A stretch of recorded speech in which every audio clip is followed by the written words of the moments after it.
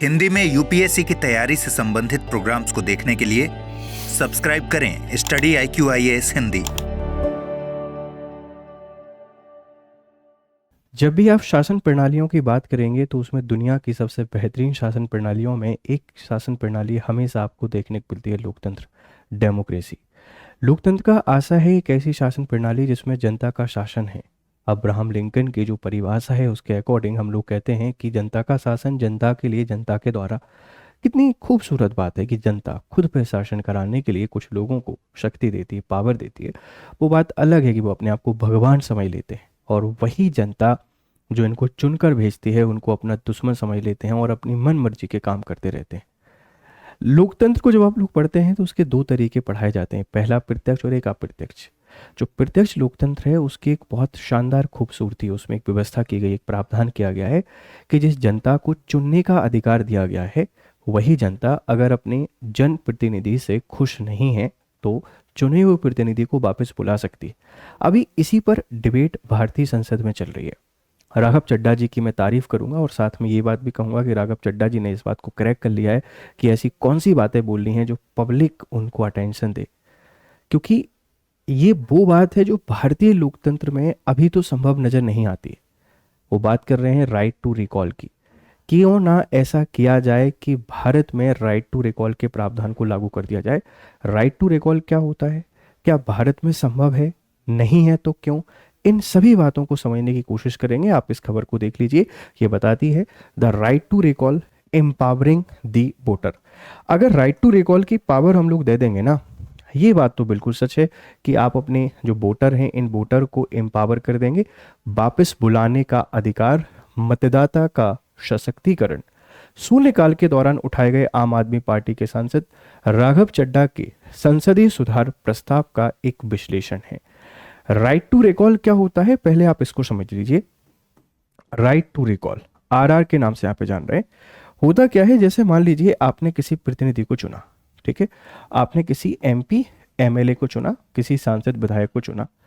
अब चुनने के 5 साल के अंदर अंदर, 5 साल बाद तो आप इसको बदल ही सकते हैं, कोई दिक्कत नहीं। 5 साल के अंदर अंदर आपको लगता है कि आप खुश नहीं हैं इनके कामकाज से, आप हैप्पी नहीं हैं, आप खुश नहीं हैं, तो आप वोटिंग के माध्यम से उनको वापस बुला सकते हैं। वोटिंग कौन कर सकता है, मान लो आपके संसदीय क्षेत्र के सांसद हैं, मैं खुश नहीं हूं तो वोटिंग कर सकता हूं क्या, नहीं कर सकता। वोटिंग का प्रावधान ये होता है कि जिन लोगों ने इनको इलेक्ट किया है, मतलब जहां से इनकी सीट है वहां से इलेक्ट होकर गए, वहीं वोटिंग कराई जाए, और वोटिंग का जो प्रतिशत है वो संसदीय कानूनों के आधार पर बनाया जा सकता है कि 50% प्लस 1 या 2/3 मेजोरिटी जो भी रखनी हो वो संसदीय कानूनों के अंतर्गत आप नियम बनाकर इसको रख सकते हैं। तो राइट टू रिकॉल का सीधा आशा ये है कि आपने किसी व्यक्ति को चुना है अपने प्रतिनिधि के तौर पर, चाहे वो सांसद हो या विधायक हो, लेकिन अब आपको लग रहा है आप खुश नहीं है। खुश कब नहीं होंगे, जब वो सही से काम नहीं कर रहे होंगे, नीतियों का क्रियान्वयन नहीं हो पा रहा होगा, तो हम उनको वापस बुला लें। इस अधिकार को राइट टू रिकॉल कहते हैं। स्विट्जरलैंड, स्वीडन, ब्रिटेन, इन सभी देशों में, लगभग आधे से अधिक जो यूरोपीय देश हैं उनमें ये सारी व्यवस्थाएं आपको देखने को मिल जाती हैं। और वहाँ मिल क्यों जाती हैं, उसके पीछे वजह है, छोटी सी पॉपुलेशन है, बहुत अधिक रिसोर्सेज है, लिटरेसी रेट 90 के ऊपर है, सिविक सेंस बहुत अच्छे हैं, एजुकेशन, हेल्थ, एम्प्लॉयमेंट, इंफ्रास्ट्रक्चर सब कुछ बहुत अच्छा है, लोग अवेयर हैं, लोग जानते हैं क्या सही है क्या गलत है। तो इसीलिए यूरोप के बहुत सारे देशों में ये वाला प्रावधान है। तो जब भी उनको लगता है किसी व्यक्ति के काम से कुछ नहीं है, उसको वापस बुला लेते हैं। आप देखिए ब्रिटेन का एक एग्जाम्पल, 2016 में ब्रिटेन यूरोपीय यूनियन का हिस्सा हुआ करता था, ब्रेग्जिट कराया गया। ब्रेग्जिट क्या था, ब्रिटेन की पूरी पॉलिटिकल कॉलेप्स की वजह बना है ब्रेग्जिट। 2016 से पहले ब्रिटेन बहुत स्टेबल हुआ करता था, लेकिन जैसे ही ब्रेग्जिट आया उसके बाद पॉलिटिकल स्टेबलाइजेशन को देख रहा है, और ये ब्रेग्जिट आया किसके कारण, USA के कारण।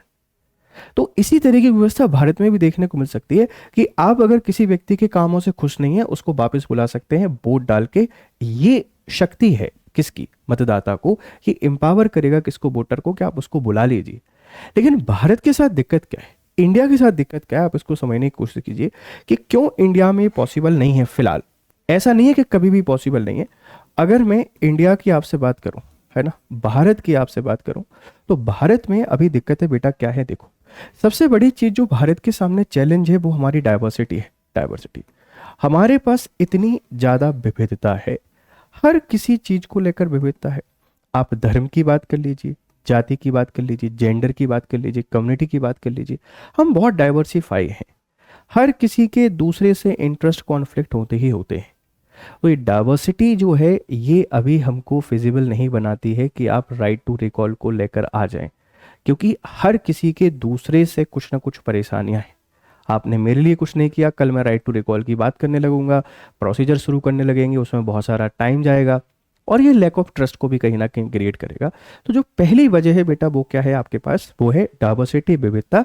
विभिन्न भाषा, विभिन्न धर्मों के लोग रहते हैं जिनके आपस में मत प्रभावित होते रहते हैं, तो इसके कारण ये संभव नहीं है अभी की बात करें। दूसरा आप लोग कह सकते हैं कि भाई हमारे पास जो लैक ऑफ अवेयरनेस है ये बहुत बहुत कम है। अवेयरनेस, जागरूकता का अभाव है। जिस देश में वोटिंग का परसेंटेज 55 से 65 के बीच में रहता हो, वो लोग किसी को हटाने के लिए क्या जाएंगे। अवेयरनेस की बहुत दिक्कत है, लोग अवेयर नहीं है अपने हितों के बारे में, अपने अधिकारों के बारे में। हमको आदत पड़ गई है नेताओं की कृपा पर जीने की, वो हमको सिखाते हैं कि वही हमारे पालन पोषक हैं। तभी तो हम लोग लगातार एक एक सरकार को इतने लंबे लंबे समय तक चुनते रहते हैं। हम सवाल नहीं करते हैं, हम कोई प्रश्न नहीं पूछते हैं। सरकार नहीं, हम जनप्रतिनिधियों से सवाल नहीं पूछते। मैं देखता हूं कोई व्यक्ति 9 बार सांसद बनाए, अचीवमेंट माना जाता है। कभी किसी ने उनसे ये नहीं पूछा कि आपने 9 बार की सांसदी के 9 ऐसे काम बता दीजिए जो जनहितैषी क्यों। हम राइट टू रिकॉल की क्या बात कर रहे हैं, ठीक। जागरूकता का अभाव है। इसी के साथ में अभी हमारे पास लिटरेसी की भी बड़ी दिक्कत है। हम अभी साक्षरता को हासिल नहीं कर पाए, साक्षरता के लक्ष्य को, जिसमें सिर्फ और सिर्फ नाम लिखना और पढ़ना आता है। तो एजुकेटेड तो हम लोग है ही नहीं। और इसी के साथ में जो दिक्कत है वो ये है कि अभी हमारे पास रिसोर्सेस का अभाव है। जब संसाधन आपके पास नहीं होते तो संसाधनों के अभाव में ऐसी जो व्यवस्थाएं हैं, इन व्यवस्थाओं का मिसयूज किया जा सकता है, ठीक। क्यों नहीं हो सकता आपको समझ में आ गया है। पहला डाइवर्सिटी है, दूसरा जागरूकता है, तीसरा साक्षरता है, तीसरा संसाधनों का अभाव है। तो इसका गलत तरीके से उपयोग किया जा सकता है और गलत तरीके से उपयोग करके इसके हमको नेगेटिव इम्पैक्ट देखने को मिलेंगे। क्या नेगेटिव इम्पैक्ट देखने को मिलेंगे, अच्छा ठीक है, पहले इसके नेगेटिव इम्पैक्ट देख लेते हैं। इसके जो नेगेटिव इम्पैक्ट हैं वो क्या मिलेंगे। एक तो देखो यहाँ राजनीतिकरण बहुत होगा। राजनीतिकरण, जो विपक्ष है वो कैसे भी करके इसी बात में लगा रहेगा कि कैसे भी करके इसको हटाने की, राइट टू रिकॉल पे काम करते हैं, वापस बुलाने का प्रयास करते हैं। इसके कारण हमको बार बार इलेक्शन देखने को मिलेंगे। इसके कारण जो बार बार इलेक्शन है ये हमको देखने को मिलेगा। और बार बार इलेक्शन में एक बहुत सारा जो हमारा पैसा है, मनी है, ये आपकी खर्च होगी। और इसके कारण कहीं ना कहीं ये डेवलपमेंट के अगेंस्ट चला जाएगा। विकास यहाँ पर नहीं हो पाएगा, क्योंकि कोई भी सरकार कभी भी 5 साल के लिए काम कर ही नहीं पाएगी। और एक अराजक तंत्र हमको देखने को मिल जाएगा। जब अधिक आबादी ना हो, डाइवर्सिटी बहुत ना हो, तो ये आइडियल बातें ठीक लगती हैं, पर अभी संभव नहीं है। क्या कभी नहीं हो पाएगा ना? नहीं, बिल्कुल हो सकता है। जब हम लिटरेसी प्रोवाइड करते हैं, सबको साक्षर बना दें, स्वास्थ्य सुविधाएं बेहतर करते हैं, इंफ्रास्ट्रक्चर बेहतर करते हैं, इंडस्ट्रियलाइजेशन करते हैं, लोगों को जॉब प्रोवाइड कराते हैं, उनके हितों के बारे में बता दें, तब जाके आप इसको प्रभावी बना पाएंगे। और फिर इसके कई सारे लाभ आपको देखने को मिलेंगे। इससे मतदाता सशक्त होगा, लोकतंत्र मजबूत होगा, जाति पाति धर्म की राजनीति खत्म होगी। सिर्फ और सिर्फ किसकी बात करेंगे? विकास की राजनीति की यहाँ पे बात करेंगे। ढेर सारे फायदे आपको देखने को मिल सकते हैं।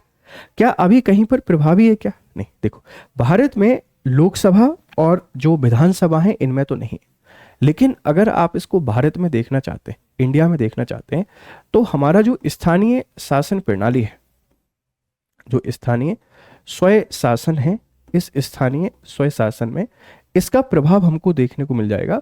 और वो भी कुछ राज्य सरकारों में। जैसे आप एमपी की बात करते हैं तो एमपी ने जो स्थानीय सुशासन के प्रतिनिधि हैं इनको हटाने के लिए, इसी आधार पर जो छत्तीसगढ़ है, इस छत्तीसगढ़ में और राजस्थान में लिमिटेड तरीके से चुने हुए प्रतिनिधियों को बुलाने, हटाने का अधिकार दिया गया है। जैसे आप चुनाव के 1 साल बाद तक लेकर नहीं आ सकते। जैसे किसी को इलेक्ट किया गया तो इसके 1 साल बाद ही आएगा। और जब 6 मंथ रह गए हों, उसके पहले लेके आप लोग नहीं आ सकते। एक बार राइट टू रिकॉल लेके आ गए तो उसके बाद 1 साल तक आप लेके नहीं आ पाओगे। मतलब पंचायतों में किसी भी व्यक्ति को 2 बार आप राइट टू रिकॉल के थ्रू हटाने का प्रस्ताव लेके आ सकते हैं। और जो निर्वाचन में जिन लोगों ने भाग लिया था, जो लोग इनके इलेक्शन में पार्टिसिपेट किए गए थे, उनके ही बहुमत से, उनकी ही मेजोरिटी से आप इनको हटा पाएंगे। तो स्थानीय स्वशासन में कुछ राज्यों ने इसको इंट्रोड्यूस कर दिया है, कहीं कहीं पर इसका प्रयोग भी किया गया है, लेकिन संसद और लोकसभा में ये नहीं है। राघव चड्ढा जी बहुत अच्छी बात कर रहे हैं, ऐसा होना चाहिए, लेकिन उससे पहले देश की और सारी जो समस्याएं हैं उन पे काम करके देश को बेहतर बनाने पे हमको ध्यान देना चाहिए। ये एक लॉन्ग टर्म का विजन है, इस पे आगे जाके हम जरूर काम करेंगे, ये हमको समझना चाहिए।